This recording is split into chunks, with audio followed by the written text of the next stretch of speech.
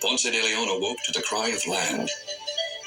On shore, 12 naked Arawak women and 2 boys presented themselves and managed to explain that they had been captured by a Carib raiding party. They had been taken from their home on the island of Borinquin and brought to this island as booty, to be used sexually and possibly even to be ritualistically eaten. In the Hispaniola area, there were 2 major groups, the Arawaks and the Caribs. The Arawaks were considered more friendly, not as hostile as the Caribs. The Caribs had quite a reputation for being fierce warriors and even cannibals, although it's questionable to what extent they cannibalized their victims. This was in part a justification of the Spaniards to enslave them.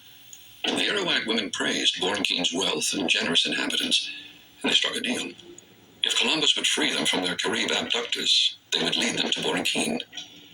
Guided by the Arawak women, the fleet approached Borinquin on November 19, 1493. As the ship sailed into Boquerón Bay, the women and boys dove overboard and swam ashore.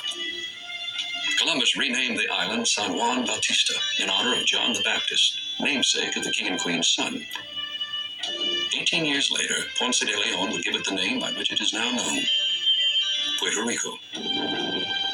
Setting sail again, the expedition dropped anchor at the nearby island of Santa Cruz, now called San Croix. As they prepared to land, the beach suddenly filled with a screaming crowd of painted and leather thong-bound Carib warriors, both male and female. Ponce, no novice to warfare, was impressed by a Carib warrior who, after being shot through the stomach, held his intestines in place while continuing to fight. One captured Carib woman struggled so ferociously, it took 4 crewmen to subdue her. The accounts suggest she was raped. To a man like Ponce, steeped in European warfare, the experience was sobering. Henceforth, Indians were not to be trusted, and to succeed in the New World, he would have to be ruthless and, if necessary, cruel.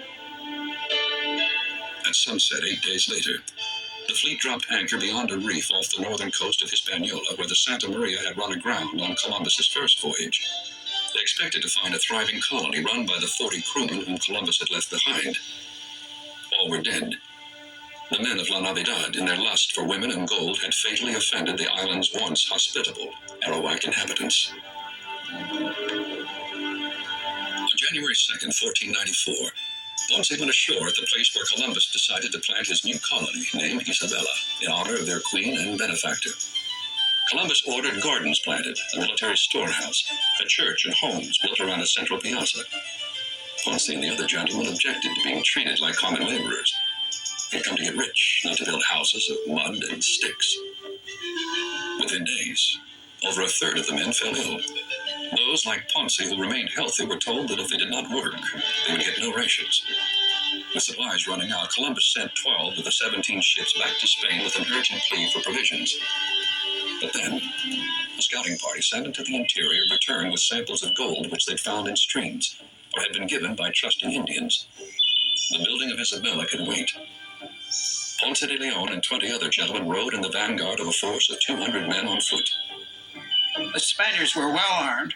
They had pistols and muskets and long pikes with a special kind of spear end on them, and swords and daggers. They were armed with breastplates made of steel. And of course, the Spaniards at times found the armor so heavy and cumbersome, you wouldn't suspect this. They copied the Indian method of armament with these cotton vests, which could deflect some of the arrows.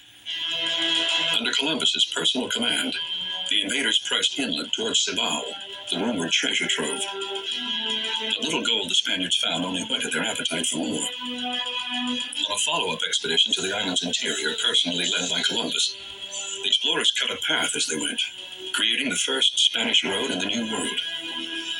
The Indians, realizing that these strange men came in search of gold, flocked to the party with nuggets.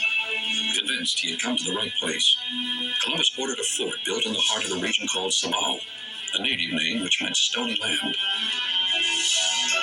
The expeditionary party had barely returned to Isabella when they learned that the fort at Cibao was already under attack.